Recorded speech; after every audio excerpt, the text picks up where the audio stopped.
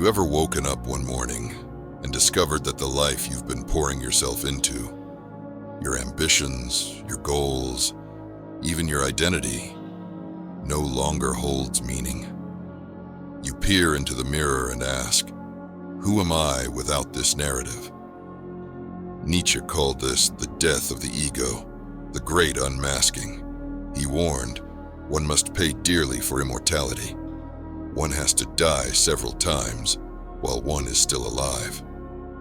In that moment, the ego's immortality fractures, and you stand before the ashes of a self you no longer recognize. Imagine a young mountaineer who scaled peaks at 25, chasing the next summit as if every altitude would affirm his worth. Then, a fall breaks his leg, and suddenly the mountains are out of reach. The medals he once hung on his wall feel like rusted relics, reminders of a self forged in adrenaline. He lies in a hospital bed, unable to walk, asking himself, is that mountaintop life the only life worth living? In that void, Nietzsche's words echo. The certain discomfort of being a person, it grows in geometrical progression. The higher the climb, the steeper the fall, and the more acute the void when the ego dissolves. In that dissolution, you may find yourself unmotivated, as though the engine that propelled you has sputtered out. Nietzsche observed, no artist wants to prove anything. He alone knows what he has to express, and he expresses it. When the ego dies, the artist within you no longer feels compelled to prove his worth.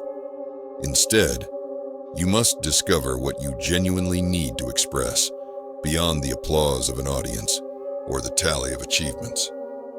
Consider a celebrated businessman who defined himself entirely by profit margins and boardroom victories. He built a fortune, earned accolades, and lived in the penthouse until scandal wiped out his empire. In one day, his company collapsed, his bank accounts drained, and the world that once reverenced him turned away. He sat at a cafe, staring at a blank page, because he no longer knew what to write on the tablet of his life. Nietzsche's lesser-known warning comes to mind. You have your way. I have my way.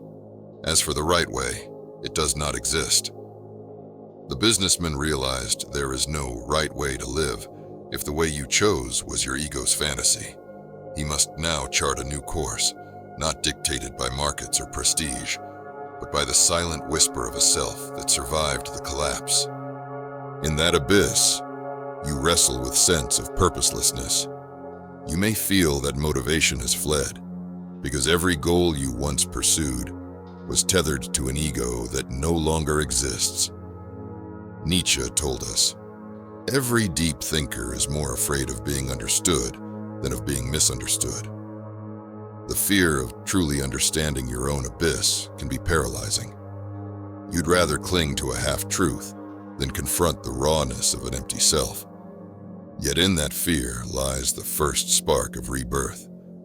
By risking being understood by yourself, you begin to hear a voice deeper than the noise of ambition. Recall the composer who, at the height of his career, began to lose his hearing.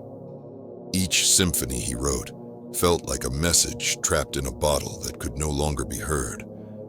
He described his pain as a gradual disappearance of the sweetest tones, like an irreparable wound to my fate. When his ego as a musical genius was ripped away by deafness, he faced the void of silence.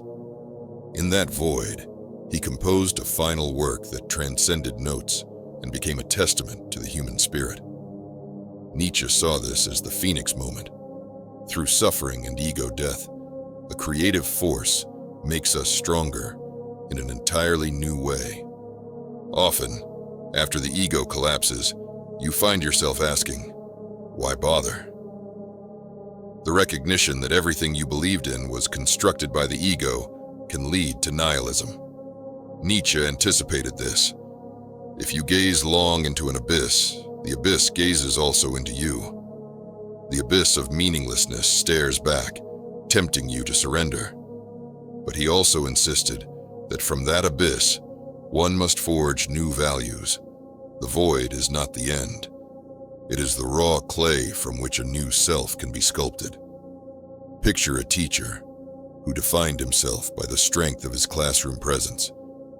He believed his worth lay in commanding respect, shaping young minds, and never showing vulnerability. Then, an illness steals his voice.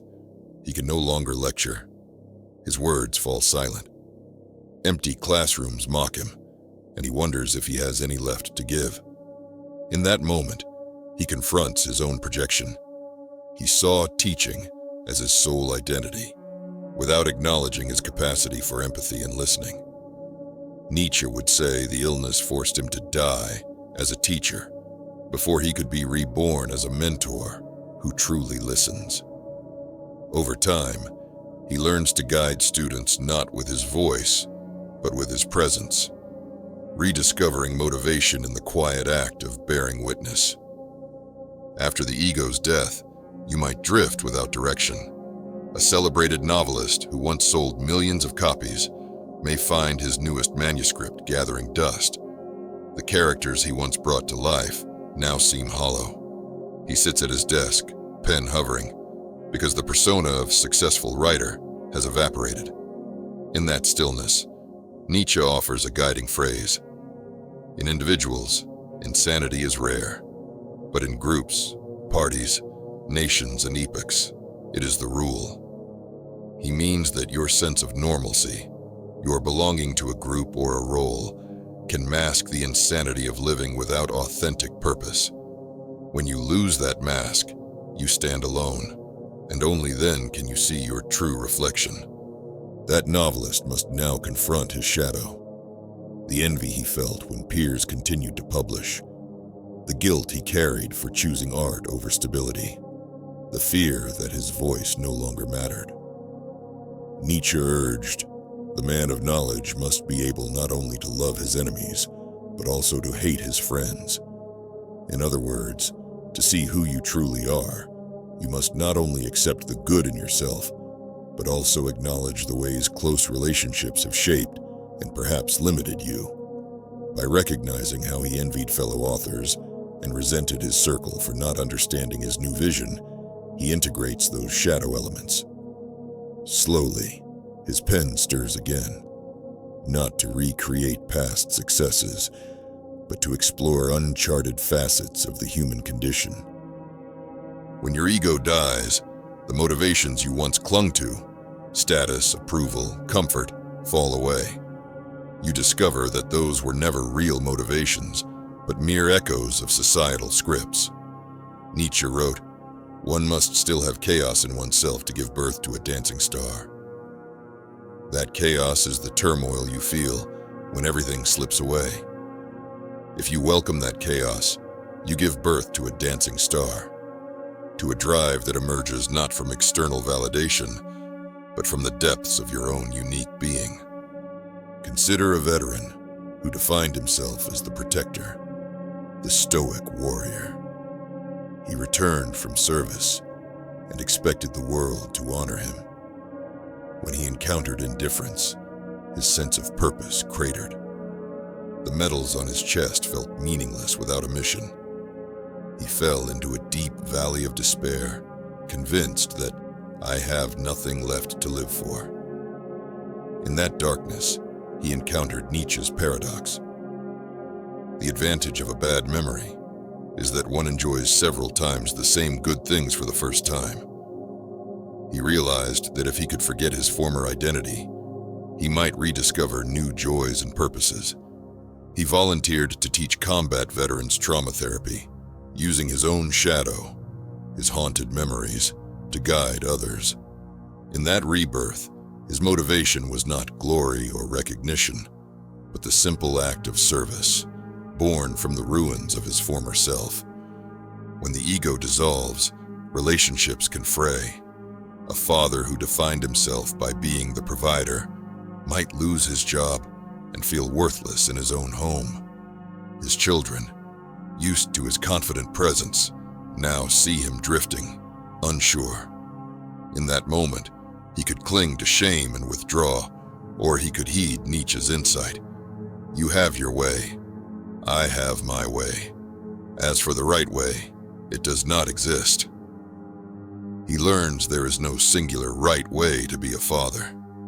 In his uncertainty, he attempts a new approach, showing vulnerability to his children, sharing with them his fear, inviting them to stand with him rather than under him. The old ego provider dies, and a new father emerges, one who finds motivation not in earnings, but in honest connection. You might wonder, how do I rebuild motivation when the ego is dead? Nietzsche's lesser-cited phrase guides us. There are no beautiful surfaces without a terrible depth. When the ego crumbles, you glimpse the terrible depth of your own unconscious. But that abyss is also where true values take root. In that darkness, small sparks appear, a longing to learn, to create, to heal. They seem insignificant against the chasm, yet they are the seeds of a life lived from the core. Your motivation becomes devotion to those sparks, nurturing them so they ignite into a flame. A scientist who once measured success by published papers might face a grant rejection and feel his entire life's work evaporate. He thought his worth was tethered to citations and conferences, but in that failure, he recalls Nietzsche's cryptic line, "Every deep thinker is more afraid of being understood than of being misunderstood." He realizes that he designed experiments to be understood by peers, not to probe truth. In the aftermath, he begins research on an obscure phenomenon, unfashionable, ignored, because it stirs genuine curiosity within him. His motivation no longer hinges on accolades. It springs from the deep joy of discovery itself, even if no one else comprehends its value. Ultimately, the death of the ego is not a final defeat, but a threshold. Nietzsche wrote, "Become who you are." That mandate does not ask you to resurrect the old self, but to fashion a new one from the bones of the old. Your motivations will shift, from chasing applause to seeking authenticity, from accumulating trophies to cultivating inner wealth, from fleeing fear to embracing it as a teacher.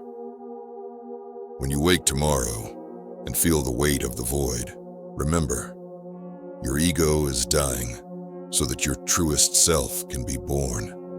Embrace the emptiness, stand in the darkness, and let Nietzsche's lesser-known wisdom guide you. In every deep thinker's fear of true self-understanding, you find courage. In the terrible depth of your being, you discover the terrible beauty of new possibilities. The journey isn't easy, but it is the path of becoming. When you follow it, you will find that motivation is no longer a borrowed engine, but a fire you kindle from within. Your ego's death is an invitation to create your own values, to live not by borrowed scripts, but by the fierce resonance of your inner voice. Nietzsche challenges us. If you stand naked before the abyss and still say yes to existence, you will become stronger than you ever were. And in that strength, you will find motivation that no collapse can ever take away.